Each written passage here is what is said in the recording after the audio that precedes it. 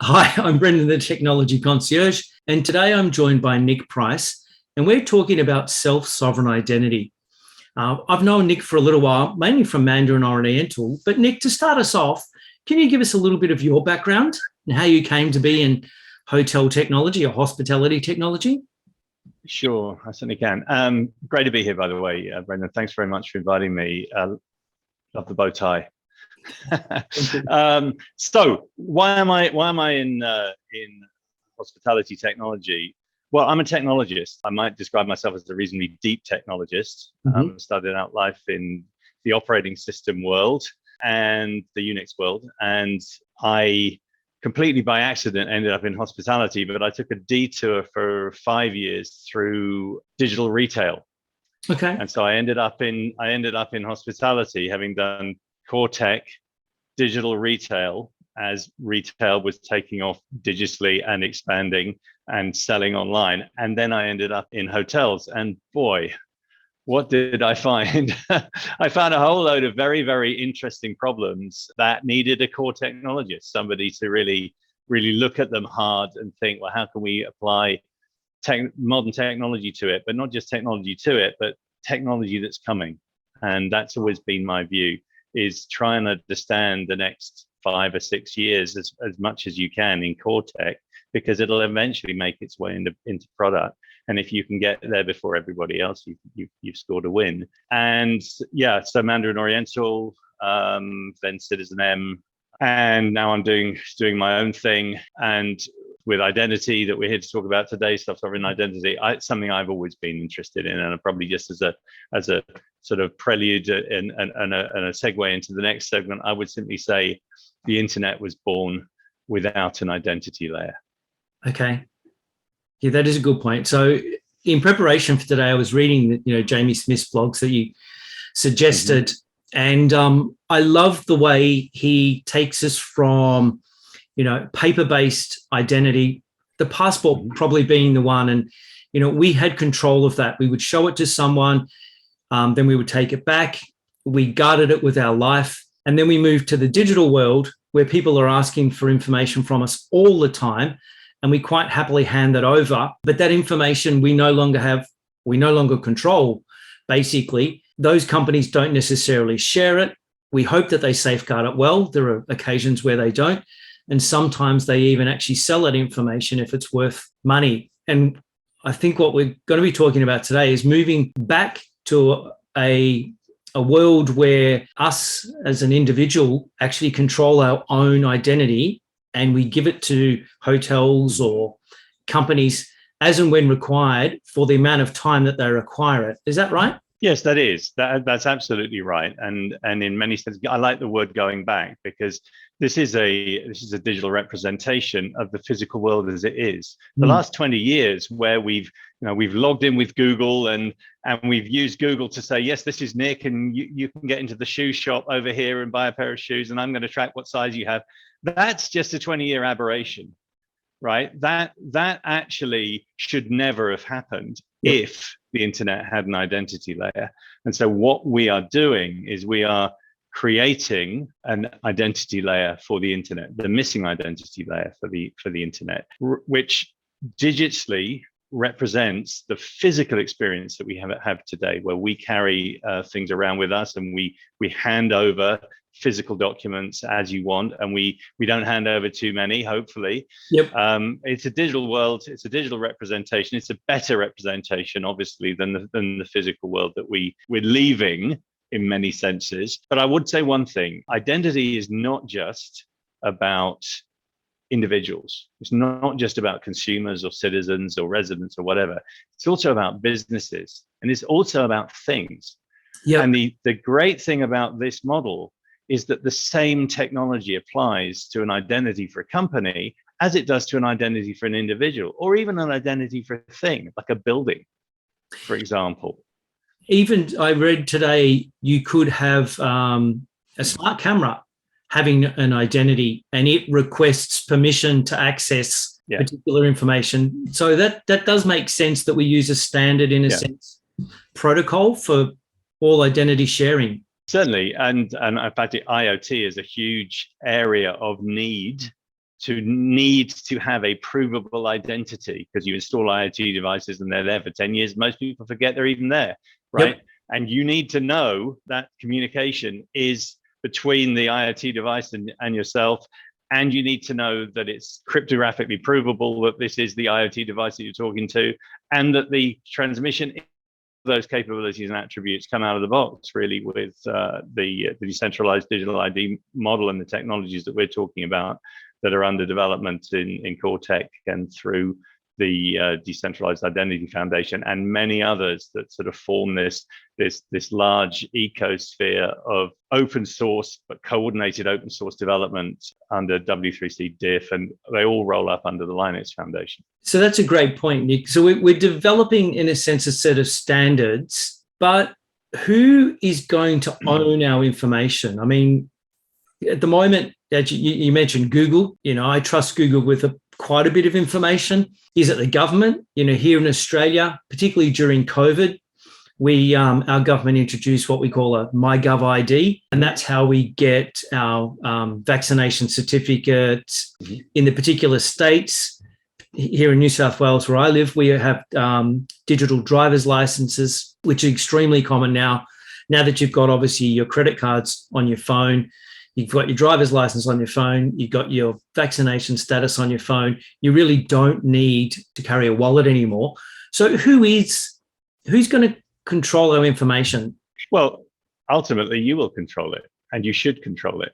Yep. Right? As an individual, you should control it. You should be in control of the information. Let's just park the conversation perhaps about Australia for later, and I would just mention Australia is right up there with, and Australia and New Zealand right up there with great identity implementations right now. Connect ID in Australia is a one to watch. Yep. Huge opportunity. It's not 100. It's not decentralized. It's not SSI yet, but it is going that way. And we had in the hospitality and travel sitting under diff, we had a great presentation from Connect ID, and really good one to watch there. So, but maybe what we do is we just kind of unpack some of the terminology and the technology underneath, because I think it's important that we understand. So when you say identity, everybody thinks they understand the word identity, but actually nobody understands really what it is, right? So it's one of those obvious words, right? Yeah. So what is identity? Well, at an individual level, it's a random and large collection of things that I choose to associate with me, right? And it's cumulative typically, and it's changing all the time. I'm adding things to it. I may be removing a few things from it as well, but it's essentially the digital baggage in this case, or the baggage, the attributes behind a thing called an identifier. Right. So today, what is an identifier? Right. And this is the issue. Yep. What is an identifier? So if I said, well, what is your identity? Some people say it's a passport. Some people would say, oh, I'm British, or I'm Australian. I mean, it's difficult. Yep. In the digital world, your identity is often Brendon@gmail.com. Yes. Or Nick@apple.com, or God forbid, Brendon@facebook.com, right? And right.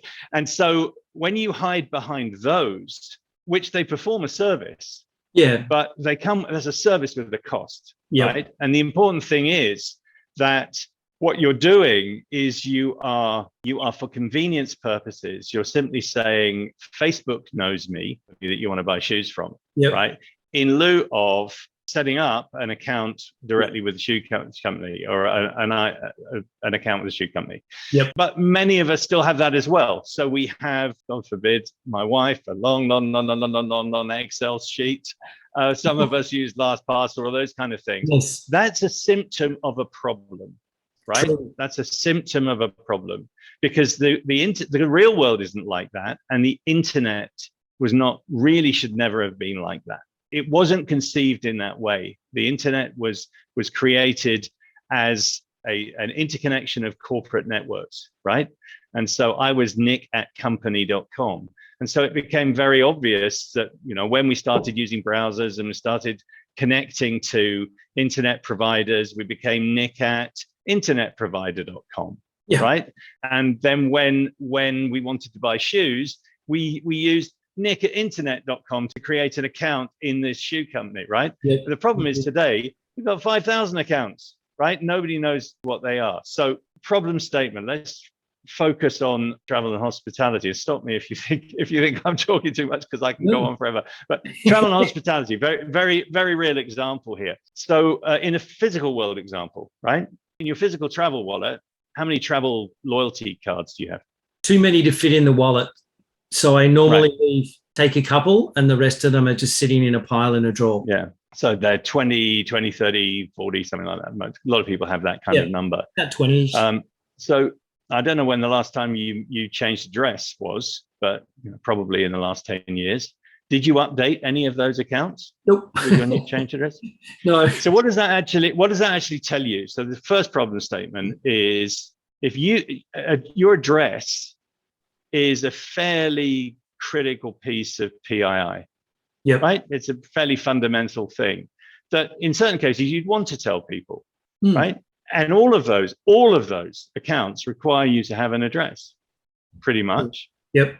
Right? Most of them do, because most of them want you to associate credit cards and so on with it. And you can't be bothered, right, to update it, because actually it's physically impossible to do it. You don't have enough time in the day to manage all these things, right? Yeah.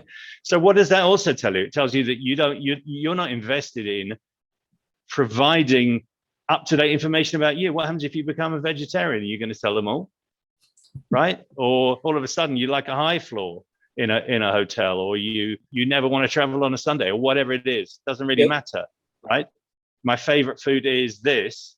You're not going to change. You're not going to tell 40 different travel loyalty programs that you have something important to you has changed. Yep. And so they aren't doing a good job of capturing attributes that comprise real world identity, right? They're not doing a good job at all.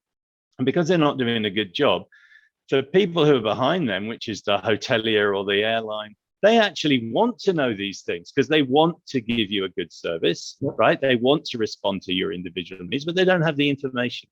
So the model is wrong, right? The model is wrong.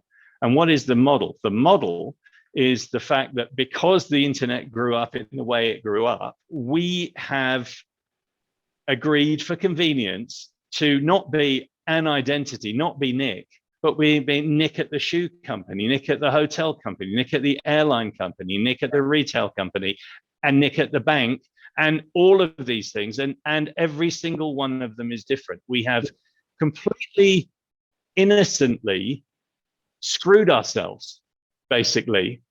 And the important thing to realize, and I'll come on to the technology in a minute and how we actually fix it, but the important thing to realize is that it's not a static world, right? We're not finished. It doesn't stop. The world that we have today with 200 of these accounts, or however many you have, isn't going to be 200 in 10 years' time.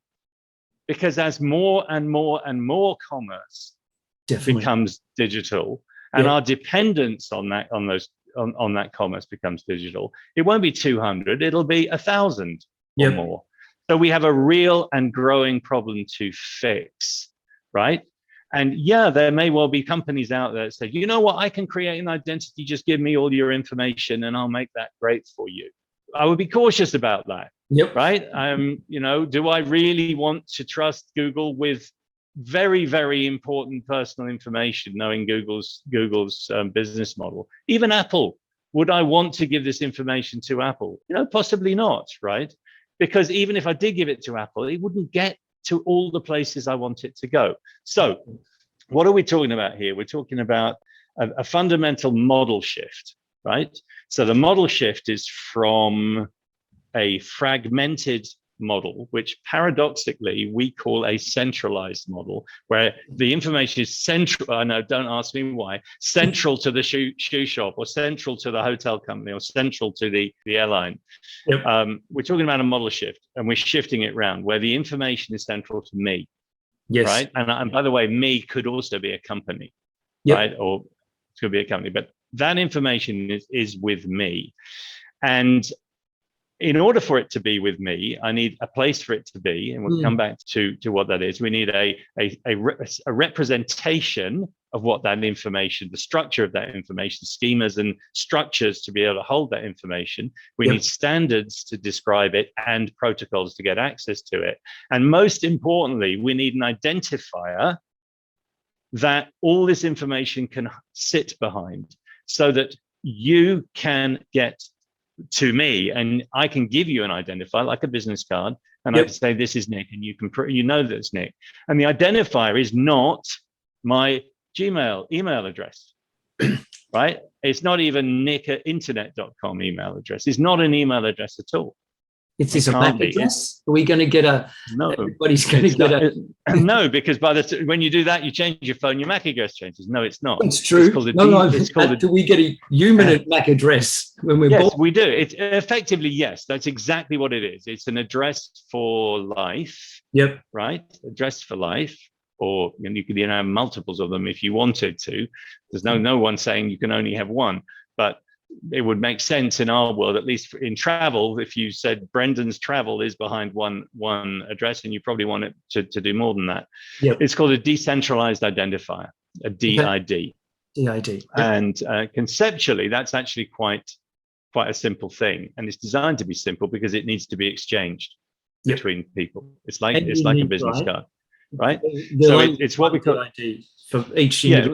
Absolutely, it is a unique identifier, and it's a URI. It's a text string that looks somewhat like a web address, not the same, but somewhat like. It starts with DID, and it has various components of this address, but basically it's a text string, and it is unique. And the important thing about that text string is it actually maps to something. Right. So it represents, it's a physical textual representation of an identifier. The identifier itself actually is a public-private key pair, right? So now we're starting to talk about cryptography. Yes. Right, and this is the missing component. Talked about a missing component. The internet was born without an identity layer, or PKI, public key cryptography. Decentralized public key cryptography is the technology that underpins this capability. It's the technology that allows you, when I give you my identifier, it allows you to know with absolute certainty that this is Nick. And it allows me to know with absolute certainty that that's Brendon, right? So let's just unpack that a little bit further. We go down the stack a bit. So we have this identifier. We have a private public key. Well, I'll come back to the private key in a minute. You need the public key. The public key needs to be stored somewhere. And this is where, if you've heard something about decentralized digital identity and self-sovereignty at all, you probably heard about blockchains. Yes. Or decentralized or distributed ledgers or decentralized ledgers. Yep. We need certain attributes and certain functions. And in fact, it's true to say that the decentralized digital identity capability came about because of the creation of blockchains, which provided certain functionalities that are really important to us, certain capabilities of immutability, to be able to write something to a blockchain and it for not to be erased, the capability to record the time at which something happened, right? This in the record, and with absolute certainty be able to know that this record is the record that you believe it is, and the ability to be able to find it, right? So find the record. So on the blockchain, you essentially have a DID that maps to a record, right? A DID that maps to a record. And in that record, there is a public key that represents me. And there is a thing called a DID document. And that DID document is actually, it can be a very tiny document, can be quite a large document. What it does is it describes what we call service endpoints, places you can go to find out more information about me. Okay. Right. Because what we don't want to do is store private personal information on the blockchain. It would be a very inefficient data structure and storage structure on which to store that type of information. And there is a fundamental difference between the sort of cryptocurrency world that we're talking about, and some things that you may have heard about, the kind of chains that are in that world and this world. We don't want this information to be on the chain. So you don't want me to put my PI on the chain, because actually the chain is probably public anyway. Right. What you want is to find a public key and to locate these service endpoints where my information actually is. So the DID allows you to find the record. The record gives you a public key and a DID document which contains a bunch of service endpoints. With that information, with that public key, you can issue a challenge to me, right? Okay. This is standard PKI. You can say, Nick, prove to me that this key is yours. I then have a private key.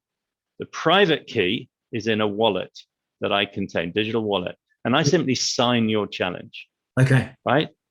And that basic piece of cryptography proves without any doubt that you are you, I am me, right? And the important thing is all the information, or a vast amount of the information, not necessarily all of it, but a significant part of the information that we're going to talk about in a minute, that you want to prove is actually signed by those keys, right? So when I send you a piece of information, I'm sending you a piece of information that is signed by my private key, right? It cannot come from somebody else. Right, and we'll unpack that a little bit more in a second. So cryptography is the big difference here. It's the fundamental enabler, along with ledgers. It's a fundamental enabler that enables me to have a digitally provable identifier for life, and enables you to have the same. Yep. So we got this thing called a DID, but we need to do other things with it. So we started talking about a driver's license or a passport, but maybe we should talk about a hotel reservation or an airline boarding pass or those kind of things, because they're equally documents that you need to prove, right? And when we say prove, it's kind of present. You're presenting a piece of information to somebody else. So how to represent those pieces of information, because those pieces of information have come from some other party. They're not created by me. They've been given to me. Yeah. And that's where we have this triangular relationship between a document issuer, in this case, an airline or a driving license bureau, a holder or subject, that's me, and a verifier to whom I want to give that piece of information to. Now, the important thing is, in this triangle, each one of those entities has this public-private key, right? So and they sign this information. So I have now been given a digital driver's license, right? That driver's license as what we call a verifiable credential format. That driver's license is signed by the issuer, the driver's license bureau, is provable to be a type driver's license, is provable that it was issued to me. I am now sending it to you, and you can prove that I am me, right? And I know that I'm sending it to you because I know who you are. Okay. The important thing is that when you receive that digital driver's license, you don't have to call up or digitally connect to the driver's license bureau to verify it. Everything you need to verify is contained within the credential that I'm sending you, right? So you have the capability to verify and to prove to your satisfaction that I am me. I've sent you a driver's license. The driver's license is genuine. It was issued by the driver's bureau. The driver's license is valid, right? And you have not had to speak to the driver's license bureau to prove that.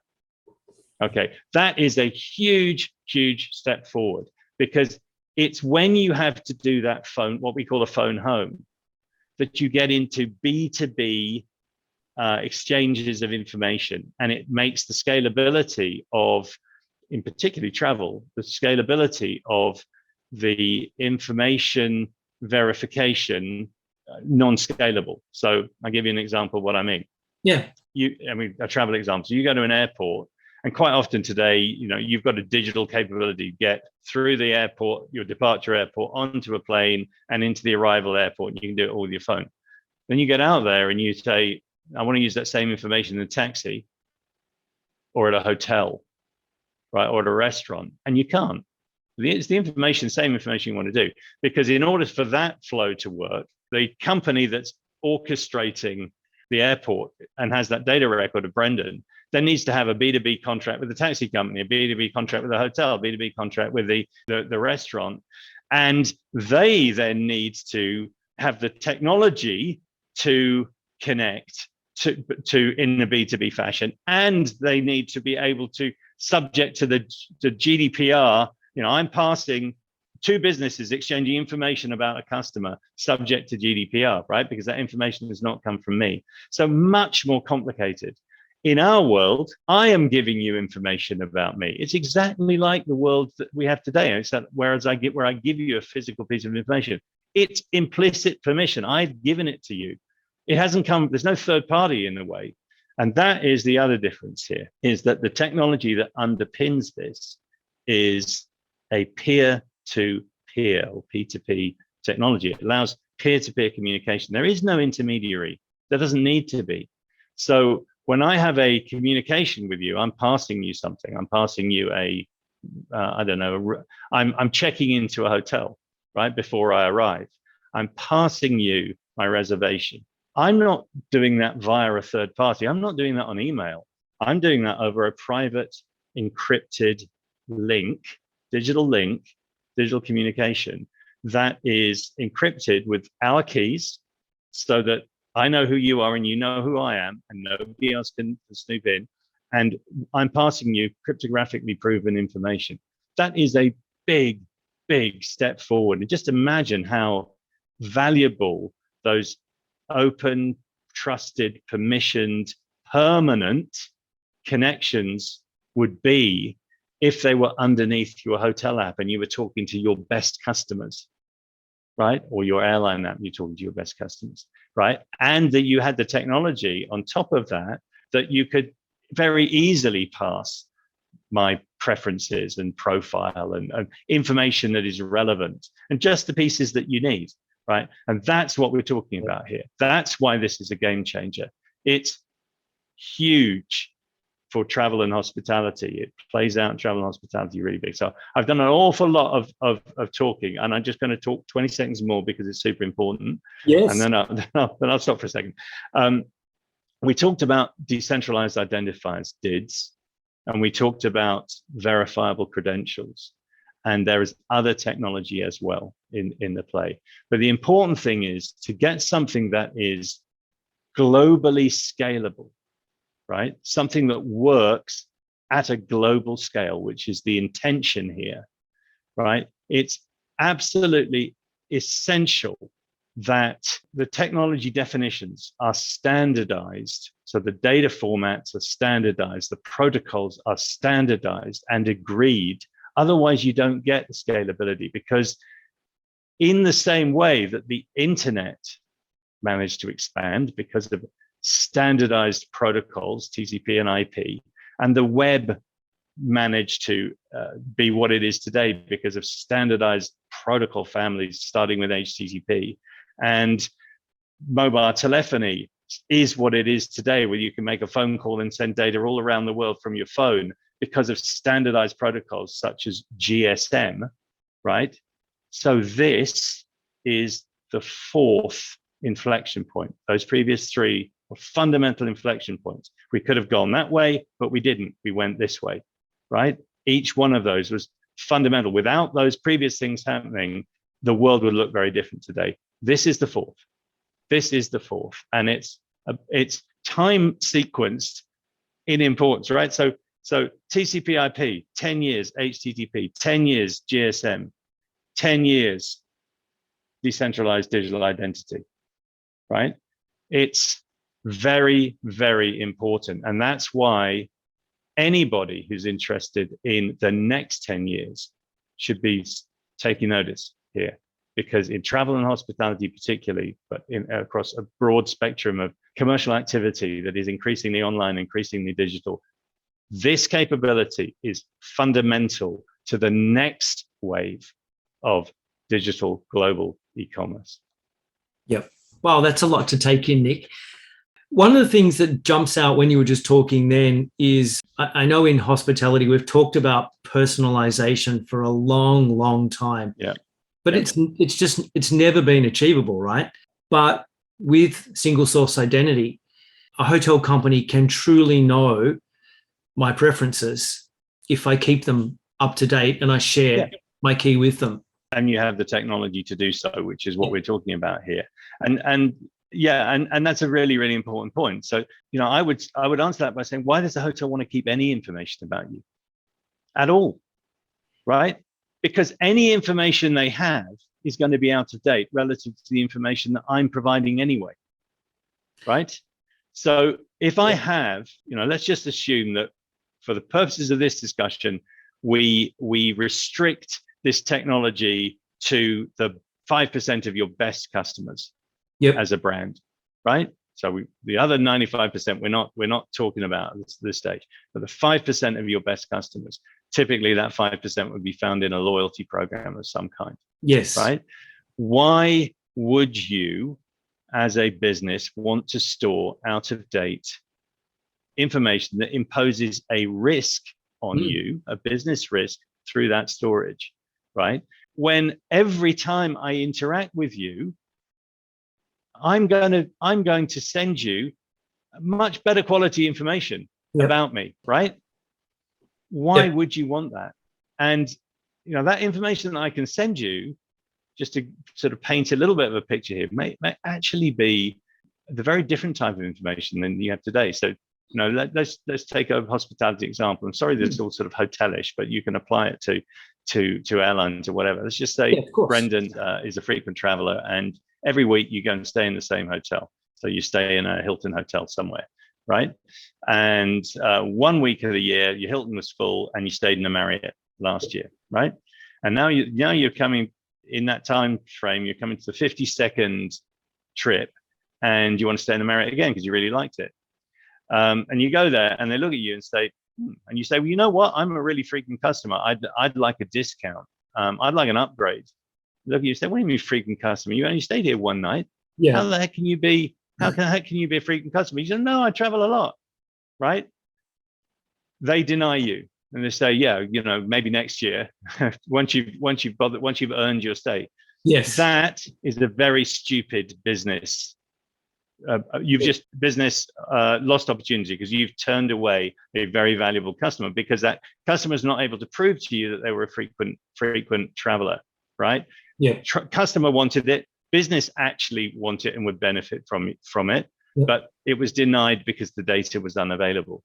So here you have an opportunity to collate all that travel activity behind a single identifier. Yep. Right? And forget about the format on which we collate it, but let's just imagine that this information was coming in and it was stored behind my identifier, and it could be used. I don't need to show Marriott the folio receipt for my last stay. What I need to be able to do is prove that I did travel on this date, I did spend this amount of money, and it was with a hotel, right? And he could even say it was with a Hilton hotel. Yep. I'm collating that. If I can present that information in a way that is trusted by Marriott, they say, whoa, Brendon is this, he is what he says he is. Yes. Right? Sweet upgrade, Brendon. Yep. Right? What business wouldn't want to do that? And that's the world that we're talking about. And then if you can do that, why restrict it to just travel and hospitality? Why not? Brendon's just bought a new Tesla. Why not make that information available, right? Hey, Brendon, you've just bought a new Tesla because you shared that information with me. Why don't you come stay at my hotel and I'll give you free Tesla charging or whatever it is, right? That's the world that we're talking to. Or you go to a supermarket every week take that loyalty information and apply it somewhere else in travel and hospitality, right? So loyalty is where this plays out big time. Yep. Big time, right? And it's never been available. The only people in the past, I mean, your credit card company has a sense of your spending, but then, like most people would probably not just have the single credit card anyway. So they've got a snapshot of your spending. Mm-hmm. And if they were clever, they could piece it together. But now everybody that you choose to share that information with understands, as you said, I think that the Marriott example is a good one, because, they would want me as a customer to convert me to a Marriott customer. Absolutely. Definitely. Absolutely. So a little bit of a tiny little segue. We created, or me and a group of people created, the Hospitality and Travel Special Interest Group, which we formed under the Decentralized Identity Foundation, which is a technology standards and so early implementation organization creating technology for decentralized digital ID that provides the SSI, basically. And we work in concert with W3C and others. In the SIG, we have written up 6 hospitality and travel use cases that would be really valuable to check out. The URL for DIF is identity.foundation, and you'll find Hospitality and Travel Special Interest Group under there. Well worth having a look at, because they give you a view of how things might work. They're purposely aspirational. We didn't say this is what you can do now. We said this is how we think it'll play out over the next 5, 6, 7 years. Bearing in mind that if you, in your mind, go back 7 years, right, in your mind, to the technology that you're carrying. If you picked up a phone that you were carrying 7 years ago, or a laptop that you were carrying 7 years ago, or a browser that you were using 7 years ago, it would look ancient, right? So things change really quickly. So 7 years is actually reasonably short, but it's 3 or 4 major technology cycles. And this technology will play out over that time, but it won't just be organic, right? So it won't be the technology's there, come and use it. It has to get out into people's hands, because this is a model change, right? So internet browsers didn't get out. The Bill Gates epiphany moment of suddenly realizing the internet was a thing was a really important moment, right? That was a big change, and if that hadn't happened, it wouldn't have actually got out to the ordinary, the ordinary person, the non-techie person. So how does it get out? Is it big business? Is it going to be hospitality chains promoting single source ID? Well, self-sovereign identity, decentralized digital ID is quite a different technology stack, right? And it's also quite a different way of thinking about things. Okay, so first of all, you've got to think that you've got to understand it to realize what it offers, that this is better, right? And fortunately, it is so much better that there's a lot of impetus for change. So, there are plenty of governments and influential sectors that are looking at this saying, you know what, it's got to be better. This is the right route forward. Yep. And let's just, why would the commercial sector look at this and say this is the right, we own the customer, we've stored customer information in our databases for years. Well, you have, right? And every year the risk goes up of doing so, right? And it's not just a, this is a real risk. This is the quantifiable, real financial risk. If you lose customer information, you get a big financial slap on the wrist. Yep. Right. And to imagine that GDPR or other laws like that are themselves static and finished is fundamentally a misconception, right? Because they track the times as well. So it can't get easier to store customer information. It can't get less expensive, less risky to store customer information if the technology underneath it doesn't do something to help. So this technology does, and therefore governments and influential sectors are looking at it and saying, you know what, this does make an awful lot of sense. Yeah. So I mentioned Connect ID in Australia. It's a group of financial services companies, basically, or financial providers in Australia. They have a set of IDs that they're sort of bringing together. They're connecting those IDs together. So like a lot of companies, a lot of countries rather, they've got startup or initial IDs, initial digital IDs that you can use for a very limited set of things. Yes. What Connect ID is doing is connecting them up. And the rails over which they're connecting them up, not decentralized digital ID, don't provide self-sovereignty yet, standard sort of Web 2, Open ID models. But you know what? They're connected. And they allow one ID to represent themselves to another. And they allow, therefore, the ecosystem, the potential of the ecosystem expands exponentially every time you add a new provider in. What Connect ID is going to do is to empower the individual with that wallet, with the credential formats, and I think ultimately to bring in the decentralized identifier as well, because it just makes so much more sense. And if you want to scale it and not to be usable in 100 merchants, to be usable in thousands of merchants, this is the right way to do it. And you know what? Governments are behind it. And obviously governments are relatively cautious, right? They obviously have to be cautious. But they look at things and say, they understand where the direction of travel is. Right. So how do I interact with my citizens better? How do they vote? Right. How do they pay their taxes? Very important to a government. How do they pay their traffic fines? Very important to a government. Right. How do they do sort of citizen Brendon kind of things? Well, increasingly that's online. So wouldn't it make more sense if you could roll all these things together? And we haven't even talked about travel and the sort of passport issuance and driving license and birth certificates and education certificates and all of those kind of things that actually make sense to be digital in a standardized format, to be cumulative behind your identity and to be usable when you want them to be, right? And for business as well. So here in Europe, another good example, we have this thing called EIDAS, which is European Identity and Authorization Services. And it was a thing that's sort of had some shaky starts, mostly used by businesses, not a huge amount of take-up because the ecosystem wasn't there. EIDAS 2, which back in 2020, the European Commission said, for the next version of this, we want interoperability. We want it to be available for all citizens of the EU, all businesses of the EU, all residents of the EU.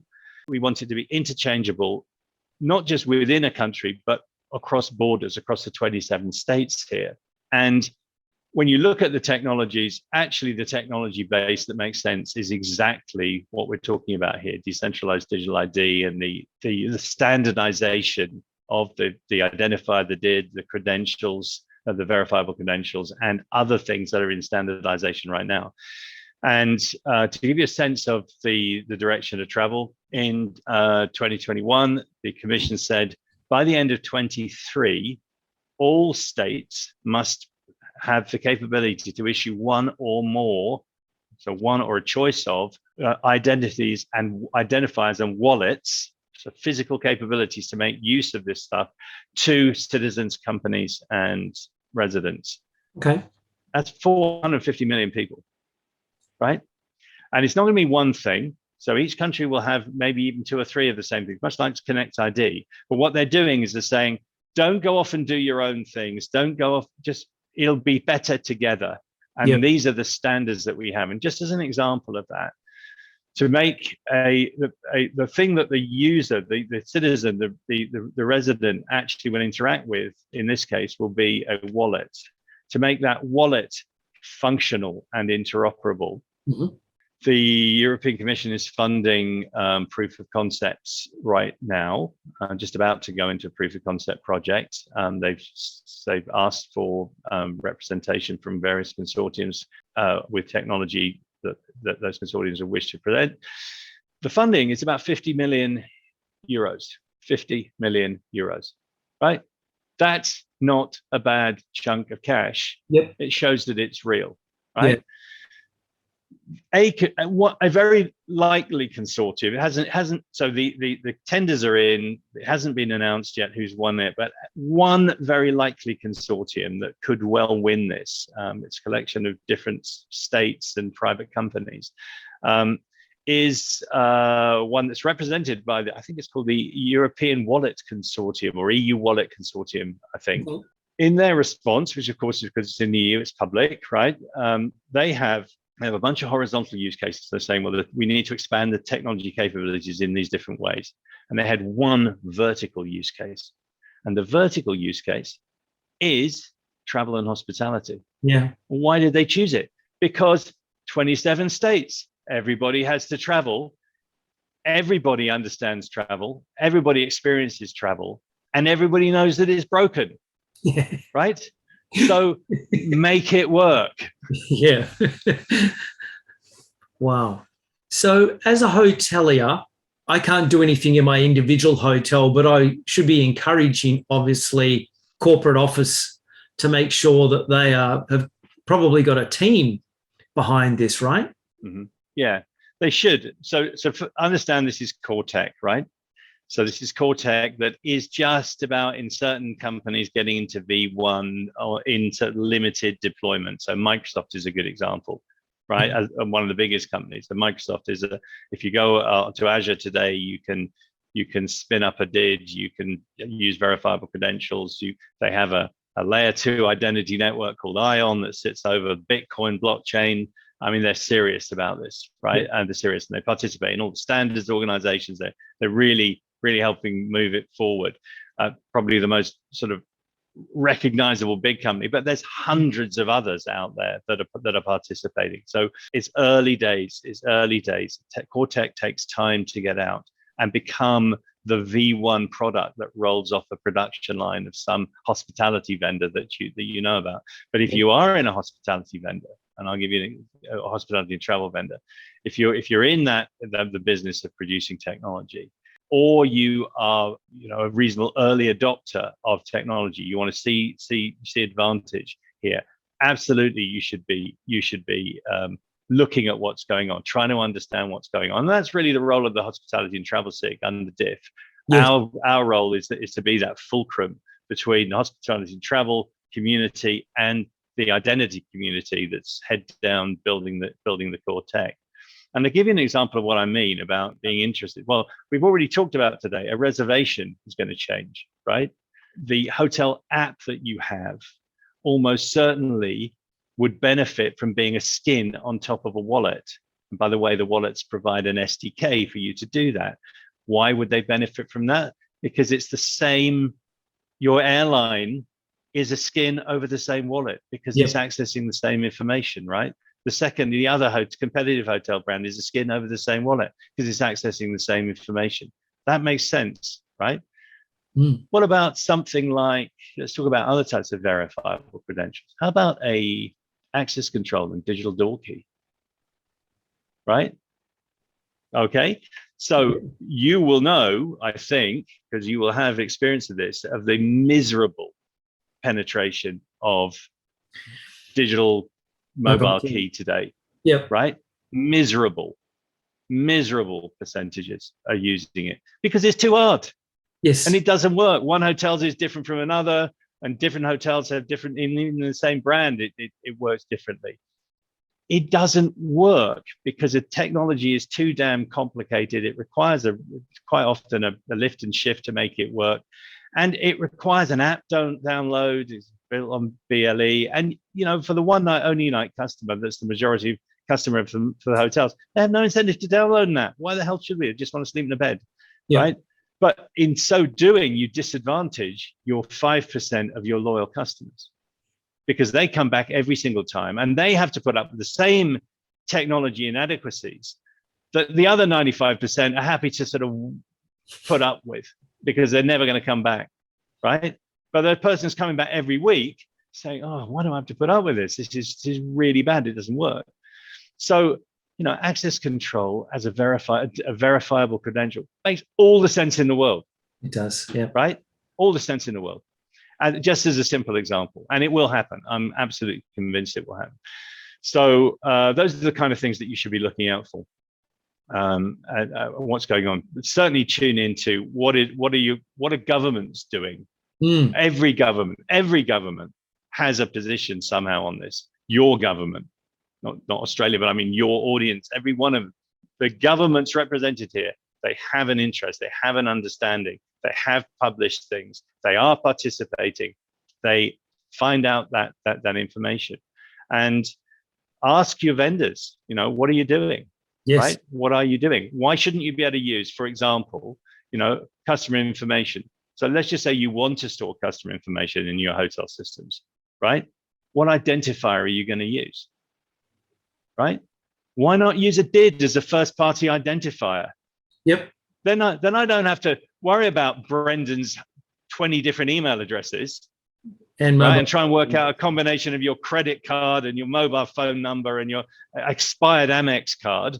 And I've got your DID. Yep. Right? It's a unique, globally unique, forever private key to you. Why the heck would I want to use anything else? So ask your PMS vendor if they're going to, or your customer CRM company or whatever, what are they doing? Because it will impact them, and beneficially if they understand it. And it will absolutely change the world of loyalty. And it will offer, if you're an intermediary, right, it will offer in some ways a risk, because you have the opportunity for business to be direct, right, peer-to-peer. Yes. I don't actually need a travel intermediary. If I know which hotel I'm going to, I just, instruct my digital agent to use the information. I say, this is what I want, a hotel and estate, and here's my information. Thank you very much. And I receive it all back and it appears in my calendar and I'm done. I don't need to use an intermediary, right, where I've parked certain information about me and my credit card. It's all with me and I can press a button and it's done, right? But that same intermediary may, or a different intermediary may see the opportunity of becoming the identity provider for travel and hospitality. Yep. Right? Where they don't have access to the information. I might store my information with them. So they might stand up a blockchain, and they might have a decentralized stack, and they might have data stores and all that kind of stuff. But don't forget, the information is private to me. They can't see it, right? Unless I give them access. But what they might do is simply store it and provide the plumbing to connect up travel providers to create an ecosystem. So instead of becoming an identity provider, instead of becoming an intermediary and thinking of the primary role of the intermediary as the shop front of product that's available, right? Think of the actual very valuable role that they provide in a very sort of real sense is a place to store just the information about me that I need to be able to buy something quickly, press a button and go. Think about doing that across travel, and think about doing that, parking behind that the capability to for the individual to store privately encrypted personal information in that place that's not visible and usable to that identity intermediary, but is usable when allowed to be passed through to travel providers, and being that conduit. That, I think, is a real business next wave, next phase, next 10 years, next 15 years business construct here for travel and hospitality. Definitely. And I read the use case as well, Nick, just thinking about it now, in some ways it may give a bit of strength to the OTAs, that if they know that Nick belongs to Hilton, Marriott, Hyatt, and the Automobile Association, and you ask to make a reservation, for a particular city for a certain number of nights, they could take any one of those credentials and basically come back and find you the best rate at any of those hotels. They could. Yeah, which is something they actually could be quite powerful. At the moment, even if you search on an OTA, they don't know of anything about, they may allow you to put one loyalty in, but not multiple. So Correct. They may do, and they certainly don't know that I'm a frequent Carrefour customer or a Tesco customer, or my car is a Tesla or Amazon Prime, whatever. Exactly. So this is the world that we're in. What's the difference between e-commerce on Amazon and e-commerce on a retailer, and e-commerce in a travel scenario? Yeah. We as hospitality and travel people are digital retailers of hospitality and travel experiences. And this is an enabling technology to make that work for us. Something that I picked up on, that probably the biggest shift in my mind, is that we've been on a quest for years. I remember going to high tech in the 80s and everybody talking about having as much loyalty data on their guest as possible. You're now saying that that is completely redundant, and you're right, because it's all out of date. Rather than having to store that, the guest will provide it, the most up-to-date information. They will share it with you when they need to. That's brilliant. With every interaction. And let me be very clear what I'm saying here. I'm not suggesting that this is a technology that could and should be implemented for all your customers. What I'm simply saying is the obvious place for it to start is your best customers. Yep. And in a future world where your government or somebody, everybody is carrying this technology, then yes, of course, it can be made available for all your customers. But if you want to do something different, if you want to actually compete with an OTA who's simply using, the Bookings or Expedias of the world, every night, every week, they're staying in the same hotel, and they're just, for the convenience, because everything's there, pressing book my favorite hotel, because they can't be bothered to go to your hotel site, then this is the technology that you should be putting in place, because you can make a world of difference for that customer. Perfect. Okay. So the benefits are endless. And you think we will start to see this come into play within the next 3 to 5 years? Yeah. Well, I mean, very clearly, if you accept the EIDAS 2 timing, by the end of next year, as a resident of a European country, I should be able to get one of these things, right?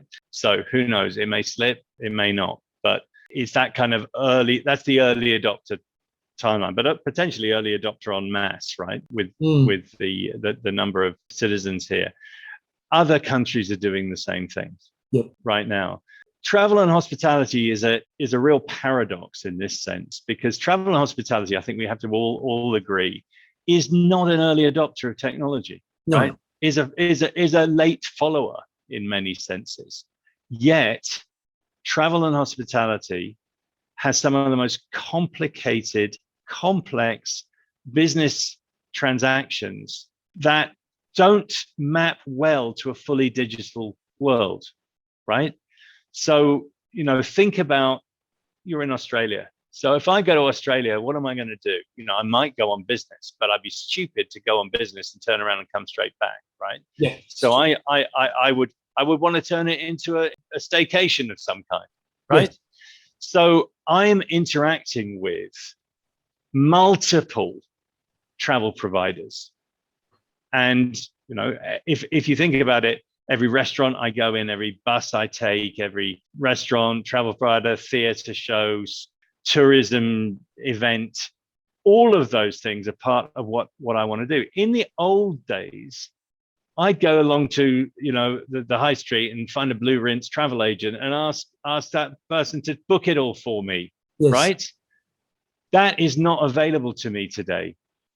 So I now have to be my own travel agent, and I spend days and days and days having to research this stuff and collate this information that I need and try and make it usable. And it's not usable.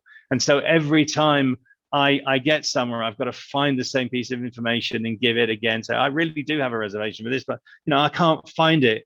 Where is it in my emails? No, that is not a good experience. True. Right?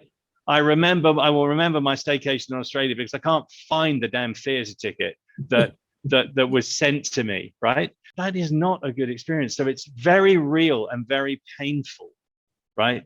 Very real and very painful, right? Because I only open a bank account occasionally, right? I travel all the time. So if I was if I was in travel, if there was a visitor bureau, right, as there is in most of these places, that's a place where I would be saying, you know what, that's an ecosystem. Visitor bureau can create something, right? This technology plays out really well. Another opportunity area, we mentioned loyalty, just shifting of that, thinking about that. So airlines are fairly good exemplars. So you've got the airline alliances, right? Star Alliance, One World, and why isn't there something that actually works across travel providers properly? Why isn't there something that includes hotels and includes rail and includes ground transport and includes air? Why? Yep. Why? Right?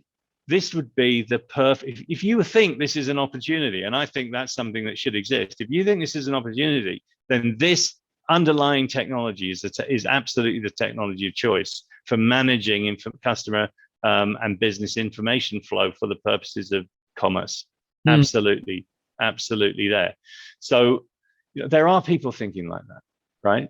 That's really what I'm saying. And as I said, if you're one of these people that says, well, I never use a version 1 product, I only use version 2, I'll sit back and wait, then you don't have to do anything, right? Don't have to do anything, because we're only just getting to very, very sort of beta testing version 1s. Yep. But if you're somebody who says, as soon as version 1 comes out, I want to be there with my solution, I want to get it. I don't want to be disintermediated. I want to be the one that gets the market share. Then heads up. Yes. Eyes open, start looking at what's going on, because it's big. And one other obvious example, right? Just to give you the travel and hospitality example. So I've gone through my airport to airport experience, whatever I've done, and I'm now heading to my hotel. Yep. I'm just about to get into a bus. I need ground transport. What happens when that ground transport's an autonomous vehicle? Right? How do you tell it where you want to go? How do you tell it that you actually can't walk properly and you need a seat? How do you tell it that it has to stop somewhere, right, en route, because you got to pick something up? Yeah. Okay. That's an obvious one. Another one, same scenario. We're arriving, just taking the red eye in from somewhere, right? I arrived in Sydney from Hong Kong. I've taken that many times. Yep. Coming in a ungodly hour, and I've got bags with me. Why do I have to go to a hotel? I don't need to go to a hotel. Just drop that. I want to go downtown. I've got my meeting starts in half an hour. Yeah. Why can't my bags just go a different route? Well, why can't the bags have an identity as well? Yep. Right? And if the bag has an identity, then you can broadcast that identity. You can track that identity. You can trust the services against that identity. Because nobody's going to, you can't say, oh, well, was it a red one or a big one or a small one or a square one or a round one? No, it's that one. It's that identity, right? So what I'm saying is think a little bit future. Think of the problems that you encounter every single day. Don't accept them, right? Yeah. Wow. That's brilliant. I love that.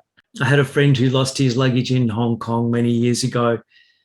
And actually, he was in China, but the luggage got left in Hong Kong, and he made his way back so that he could identify which bag it was. It was there all the time for the 2 weeks, but they couldn't find it. And if the bag's got an identity, you're right, it's unique. Well, there's a business, right? There's plenty of people who are trying. There's startup companies that are trying to address this problem right now, but what they lack is the identifier of the bag. Yep. Right. So if every bag you had, it would make every sense in the world, right? If my cat can have a subcutaneous identifier, why the hell can't my suitcase? That's true. We've been doing that for years for our animals, right? For goodness sake, how difficult is it? And with the decreasing cost and the technology efficiency and cost performance, surely you get to a price point where it's possible to do that on a $500 suitcase. Easily. Yep. Easily. So last example, travel disruption. All of us have sat on that plane that isn't going anywhere, right? And we're stuck in the middle of nowhere. Can't use your mobile phone, right? and your restaurant reservation is evaporating, your hotel room that you're going to have to pay for, the taxi guys that sitting there waiting for you and you'll never arrive. And you know that you might get there tomorrow, but then you're going to need another hotel reservation and another taxi, and you just reschedule your meetings. How do you do that? Right? All the information is available to you at that point, but you can do nothing about it. Right? Because you're prohibited. You can't get access to your computer and your phone. You haven't got phone signal or whatever it is. Yep. That is exactly the world of autonomous agents, right? So think of a piece of software that's sitting above the information you have, has permissioned access to the information that you have, and that can do things for you in the event of certain things happening. That world is absolutely a viable world. So if I was the hotel technologist, hospitality and travel technologist, rather than, I don't want to sound disparaging here in any sense, but yelling at Alexa to turn on the lights in my hotel room, I'd actually be looking at something like that, which is a real problem that has yet to be solved, right? Yep. With a true benefit. That's impressive. Nick, it's been an absolute pleasure. As we close, is there anything, any final comments, words of advice? Well, just participate, I think. Participate. If anybody has any questions, drop me an email. You can find me somehow, on LinkedIn or something. If you're so inclined, ask your mates if there's any sort of words, any buzzwords that have sort of dropped out of this, like DID and SSI and verifiable credential. All of these have places where you can go and find more. Yep. If you're interested to explore a little bit, I'll give you 3 places. An obvious one is to go to the DIF site, Decentralized Identity Foundation. That's identity.foundation. You'll find a lot more. Yep. If that's a little bit too down in the weeds for you, and it may be for a lot of people, then have a look at 2 places that are more digestible in some ways, but very, very directional and influential. Have a look at 3. One is go to Microsoft. Have a look at the Azure decentralized identity. Have a look at how Microsoft is staging identity on top of its identity overlay network, ION. Understand how it's done verifiable credentials. Understand how it is bridging the Web 2 and Web 3 worlds with this identity. Hugely important area. Second one is in travel and hospitality. Accenture has an incredible wealth of written material about travel and hospitality, which in many ways they've done, I think, with the World Economic Forum. And there's a lot of written material, really, really good to see how it actually plays out and benefits of travel and hospitality and some of the technology stack. Well worth having a look at. And then the third one is a very interesting company that many of you will know. It's a company that is called it's a division which is called TBD of a company which is called Block, which used to be called Square and is owned by Jack Dorsey, right? Twitter guy. That company has just published a whole raft of directional information based on all of the standards and everything that we've talked about today, and they call it Web 5. Web 5. So web as in the digit 5. Have a look at that, because guess what? You'll find travel and hospitality as primary use cases there, and financial services. And I would say if I was picking one company to watch closely, it's that one. And the reason I would watch it closely is because it's the totality of the solution and how closely it maps to the needs of travel and hospitality, and the fact that they've actually been honest enough to put a timeline against it and say, these are the things we're doing over this time frame, and the timeline looks reasonable. Okay. Right? So have a look at it. When you look at the yellow and black representation, you may think, oh my goodness, it looks like a video game. That's very purposeful to be playful. That's part of their brand. Good for them. But well worth having a look at. And The guy who is heading decentralized digital identity at TBD Block was previously heading decentralized digital identity at Microsoft, and previously worked in Mozilla and attacking many of the same issues. So there's very, very good provenance there. And the last quote is on TBD Block, quote from Jack Dorsey, and I won't get it exactly right, but I'll give you the sense of it. He said, when we produce this technology, this will be our most important contribution to the internet. And what he meant was, it's not Twitter, it's this. This is the profound step change here if we make it work. It's the identity, as you said, that the internet should have had from the start that's been lacking. Couldn't have had, but wish it did. Yeah. Wish it did. That is so true. Nick, it's been wonderful talking to you. My mind is exploding.